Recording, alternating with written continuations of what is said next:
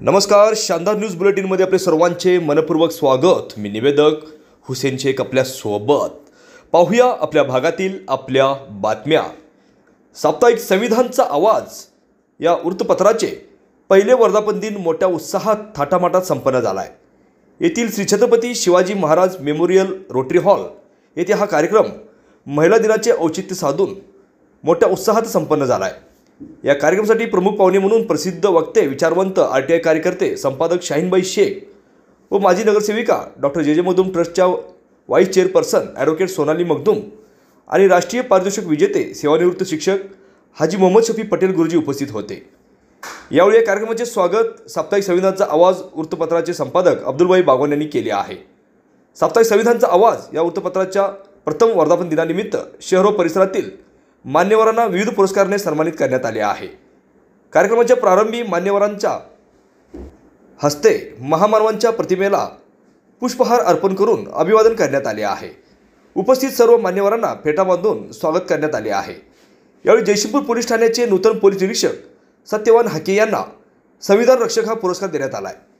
शिक्षण क्षेत्रात उल्लेखनीय कामगिरी केल्याबद्दल राष्ट्रीय पारितोषिक विजेते सेवानिवृत्त शिक्षक हाजी मोहम्मद शफी पटेल गुरुजी यांना आदर्श शिक्षक पुरस्कार प्रदान करण्यात आला आहे। यासह शिरोळ येथील शिक्षिका सौ तबस्सुम अख्तर हुसेन नदाब यांना देखील शैक्षणिक क्षेत्रात उल्लेखनीय कामगिरी केल्याबद्दल जिल्हास्तरीय शिक्षण रत्न पुरस्काराने सन्मानित करण्यात आले आहे। तर व्यावसायिक क्षेत्रातून दशरथ शामराव पाटील यांना जिल्हास्तरीय समाजरत्न पुरस्काराने गौरवण्यात आले आहे। तसेच व्यावसायिक व सामाजिक क्षेत्रामध्ये सर्वसामान्य जनतेच्यासाठी मदतीला धावणारे श्री संतोष बाबूराव जाधव यांना जिल्हास्तरीय युवारत्न पुरस्कार देऊन गौरवण्यात आले आहे। कोरोना काळामध्ये सेवाभावी कृतीने अनेक गरजू व गरीब रुग्णांना मदत करून कोरोना योद्धे म्हणून प्रसिद्ध झालेले वैद्यकीय क्षेत्रातील डॉक्टर मोहम्मद आसिफ देसाई यांना जिल्हास्तरीय धन्वंतरी पुरस्कार देऊन गौरवण्यात आले आहे। यासह सरदार बापू कारंडे यांना सामाजिक क्षेत्रात प्रशंसनीय कामगिरी केल्याबद्दल जिल्हास्तरीय समाजरत्न पुरस्काराने गौरवण्यात आले आहे। सर्वसामान्य कुटुंबातून येऊन दिव्यांग बांधवांना स्वखर्चाने मदत करणारे आणि शहर व जिल्ह्यात रुचकर, स्वादिष्ट, चवदार असे राजलक्ष्मी वडापावच्या माध्यमातून सामाजिक क्षेत्रात नेहमी मदतीला धावणारे सचिन सुभाष मोटे यांना जिल्हास्तरीय समाजरत्न पुरस्काराने गौरवण्यात आले आहे। तर कंस्ट्रक्शन व्यवसायामध्ये प्रसिद्ध असलेले इंजिनियर मुआज जाहीद बोरकर यांना जिल्हास्तरीय युवारत्न पुरस्कार, तर इचलकरंजी आयजीएम रुग्णालयामध्ये हृदयावर यशस्वीपणे अनेक गुंतागुंतीच्या शस्त्रक्रिया यशस्वीरित्या केल्याबद्दल, वैद्यकीय क्षेत्रामध्ये उल्लेखनीय कार्य केल्याबद्दल डॉक्टर समीना दाऊद अली नदाफ यांना जिल्हास्तरीय धन्वंतरी पुरस्काराने गौरवण्यात आले आहे। अतिशय हलाखीच्या जीवनातून कष्ट करून स्वतःच्या पायावर उभे राहून समाजासाठी स्वतःला वाहून घेतलेले वैदू समाजातील संजय कटप्पा शिर्के यांना जिल्हास्तरीय समाजरत्न पुरस्कार देण्यात आला आहे। जयसिंगपुरातील साई बेकरी व्यवसायातून स्वतःच्या पायावर उभे राहून अल्पावधीत नावलौकिक झालेल्या कुमारी दीपिका अरुण हजारे यांना जिल्हास्तरीय उद्योगरत्न पुरस्कार देऊन सन्मानित करण्यात आले आहे। महिलांसाठी बचत गटाच्या माध्यमातून अनेक गरजू महिला व कुटुंबांना मदत करून समाजात आपलं व्यक्तिमत्व बनवलेले सौ दीपाली विकास हातळगे यांना जिल्हास्तरीय समाजरत्न पुरस्कार देण्यात आले आहे। कारखाना व लेबर कॉन्ट्रॅक्टर म्हणून ओळख असलेले प्रसिद्ध उद्योजक सचिन मधुकर ढाले यांना जिल्हास्तरीय समाजरत्न पुरस्कार देऊन गौरवण्यात आले आहे। यासह नगरपालिका जयसिंगपूर येथे कार्यरत असलेले कर्मचारी, सामाजिक क्षेत्रामध्ये सर्वांना मदत करणारे शिवाजी थबा कांबळे उर्फ मामा यांना जिल्हास्तरीय समाजरत्न पुरस्कार देऊन गौरवण्यात आले आहे। या कार्यक्रमासाठी शहरातील प्रसिद्ध धन्वंतरी डॉक्टर अतिक पटेल, पोलीस उपनिरीक्षक प्रवीण माने, पोलीस उपनिरीक्षक कोळेकर, शानदार न्यूजचे संपादक डॉक्टर अख्तर हुसेन पटेल, साप्ताहिक अन्वेषणचे संपादक डॉक्टर सुभाष सामंत, संजय गांधी निराधार योजनेचे तालुका सदस्य आरपीआयचे संदेश शिंदे, कवटेमहाकाळ येथील उद्योजक, सामाजिक कार्यकर्ते, आरपीआय आठवले गटाचे पश्चिम महाराष्ट्र उपाध्यक्ष नानासाहेब वाघमारे, कवटेमहाकाळचे माजी नगरसेवक विशाल उर्फ लाला वाघमारे आणि सावित्रीच्या लेकी या मासिकाचे संपादक संजय सुतार, ग्रामपंचायत सदस्या सौ अर्चना सुभाष सामंत, आरपीआय युवा आघाडीचे तालुका अध्यक्ष अभिजित अलास्कर, नवाज मुजावर, कुरुंदवाडचे सूरज शिंगे, धम्मपाल ढाले, तेरवाडचे विक्रम माने आणि मातोश्री फाउंडेशन कोथळीचे अध्यक्ष जीवन आवळे यांच्यासह सर्व परिसरातील विविध मान्यवर महिला वर्ग मोठ्या संख्येने उपस्थित होते। कार्यक्रमाचे सूत्रसंचालन प्राध्यापक प्रभाकर माने यांनी केले आहे। शानदार न्यूजसाठी जयसिंगपूरहून प्रतिनिधी हुसेन। महापूर असू दे, वेगवेगळ्या क्षेत्रामध्ये काम करणारा हा माणूस यड्रावकर साहेबांनी आमदार झालाच पाहिजे याच्यासाठी 5 वर्ष बिना चप्पल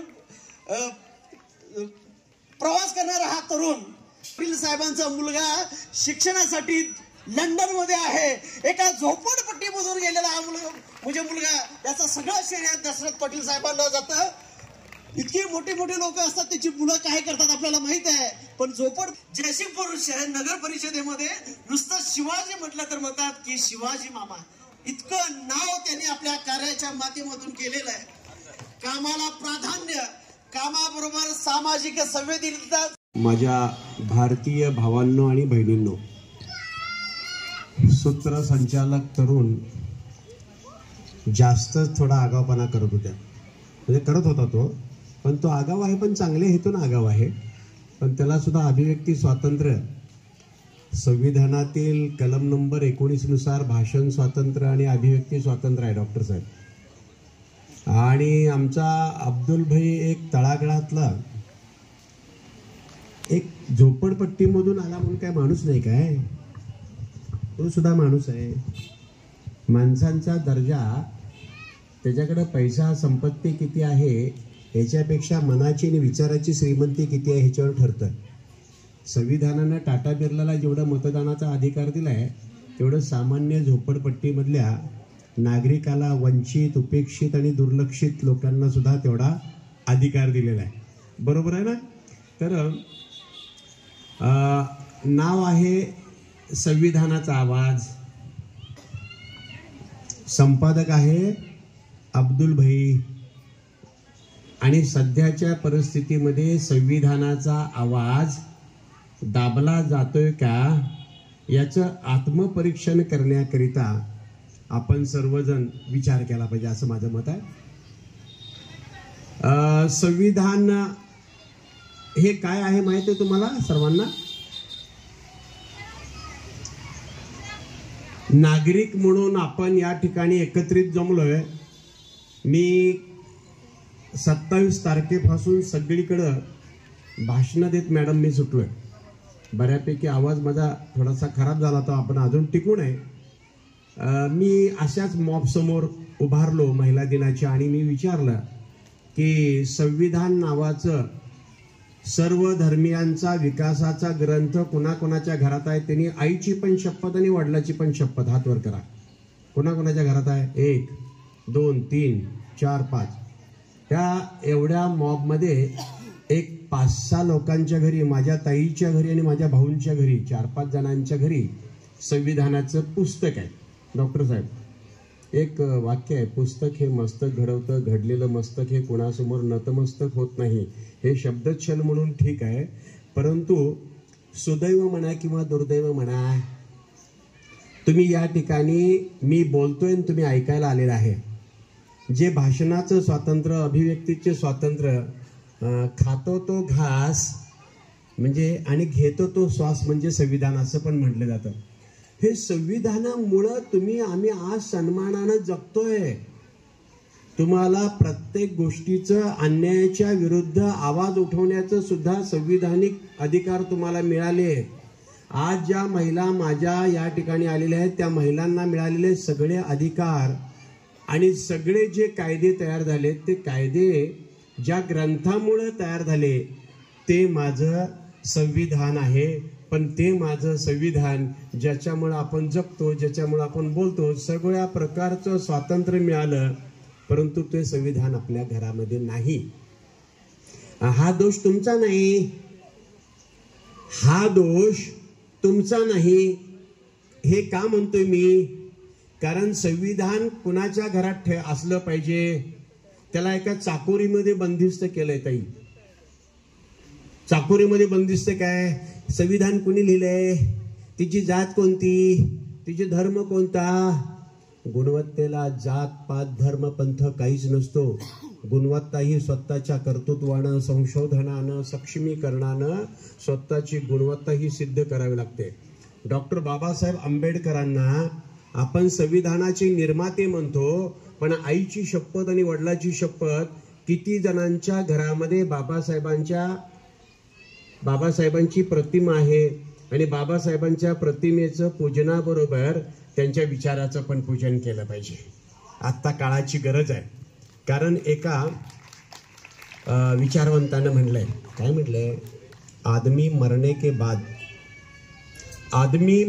के बाद कुछ बोलता नहीं, कुछ सोचता नहीं.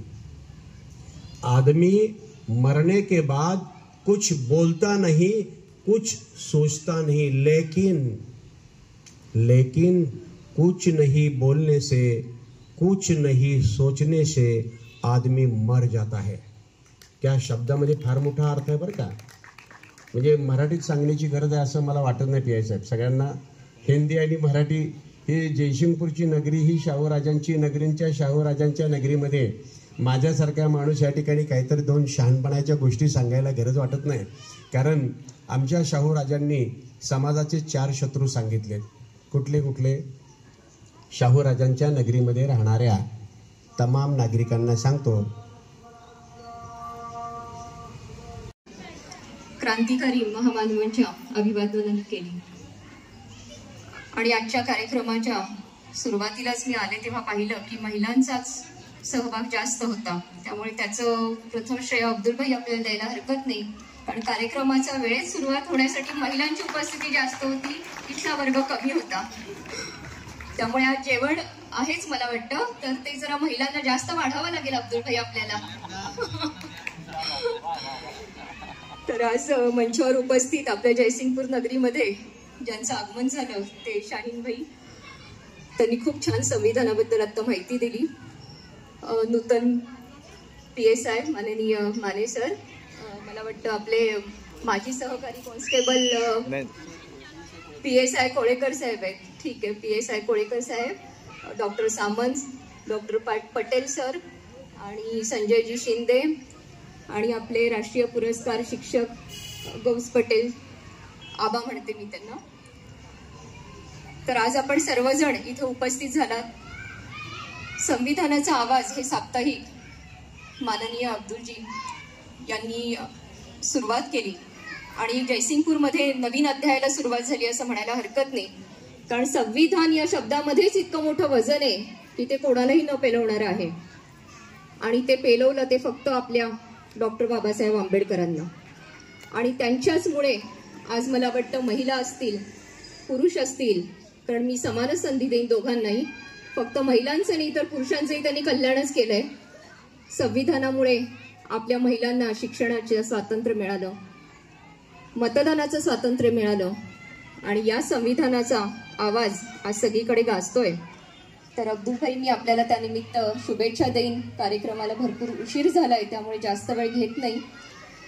महिलांचं खूप उत्साह आहे कारण आज मला वाटतं माझ्या महिला भगिनींना बऱ्याच जणांना बक्षीस मिळायचं आहे आणि महिला दिनाचं औचित्य साधून सुद्धा तुम्ही हा कार्यक्रम आज 8 मार्चला घेताय असं मला वाटतंय. त्यामुळे ज्यांना बक्षिसं मिळाले त्या सगळ्यांना माझ्याकडून भरभरून शुभेच्छा.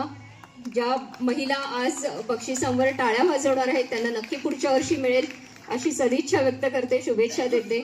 आणि या छोटेखानी का असेना पण छान कार्यक्रम झाला आणि या कार्यक्रमात आपल्या सर्वांच्या बरोबर मला थोडा वेळ घालवता आला, याबद्दल संयोजकांचे आभार मानते. आणि समोर उपस्थित सर्व जागृत नागरिकांना या ऐतिहासिक पार्श्वभूमी लाभलेल्या शाहू महाराजांची स्मृती आणि गंध लाभलेल्या नगरीत सर्वप्रथम मी विनम्र अभिवादन करतो. शब्दच जाळतात घरे दारे आणि माणसे सुद्धा, शब्दच विझवतात आगही शब्दाने पेटलेल्या माणसांची. अशी विचारधारा या नगरीतून वाहत असताना आज संविधानाचा आवाज या साप्ताहिकाचा उद्घाटन सोहळा आणि त्या प्रसंगी आपणा सर्व मान्यवरांसोबत आम्हालाही निमंत्रित केलं, त्याबद्दल मी आपणा सर्वांचा ऋणी आहे. सार्वभौम समाजवादी धर्मनिरपेक्ष लोकशाही गणराज्य शब्द खूप थोडे आहेत सार्वभौम समाजवादी धर्मनिरपेक्ष लोकशाही गणराज्य या थोड्या शब्दात अख्खं जग सामावून घेईल असं संविधान आणि त्याची उद्देशपत्रिका देणाऱ्या महामानवास मी आज या सुप्रसंगी विनम्र अभिवादन करतो। आणि या साप्ताहिकाचे संपादक यांना विनम्रपणे एक विनंती करतो की हे साप्ताहिक जगण्याचं साधन होण्यापेक्षा संविधान जगवण्याचा एक मार्ग व्हावं, एवढेच शुभेच्छा देतो आणि थांबतो। जय हिंद, जय महाराष्ट्र।